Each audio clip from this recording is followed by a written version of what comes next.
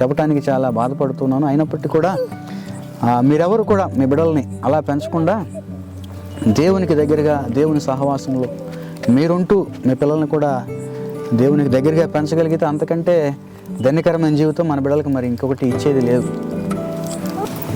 మంచిది పాస్టర్ గారు, మంచి మాట చెప్పారు. బాల్యకాలంలో దూరంగా పిల్లల్ని దేవునికి దూరంగా పెంచితే వారి జీవితాలు ఎలా ఉంటాయో మనం దైవ జీవనాన్ని చూస్తున్నామండి. అదే మనకు ఒక ఉదాహరణ. మరి నిజంగా ఒక విషయం మనం ఆలోచన చేస్తే మనకు లేని కృప మన పిల్లలకి కలిగిందండి. నమ్ముతారా ఈ మాట అందరూ? మన జీవితంలో మనకు లేని కృప బాల్యకాలం నుంచి ఒక తెలియని స్థితిలో మన బిడ్డల దేవునిలో ఎదుగుతున్నారంటే రేపు వారు మన వయసు వచ్చేసరికి గొప్ప ప్రవక్తలు, గొప్ప సేవకులు, ఉన్నతమైన స్థితిలో మన బిడ్డలు ఉంటారు. ఈ రీతిగానే మరి దేవుని కృపలో మన బిడ్డల్ని ఈ రోజు నుంచి బాధ్యత తీసుకుని ఇంకా మరింత బాధ్యతతో ముందుకు కొనసాగించబడదాం.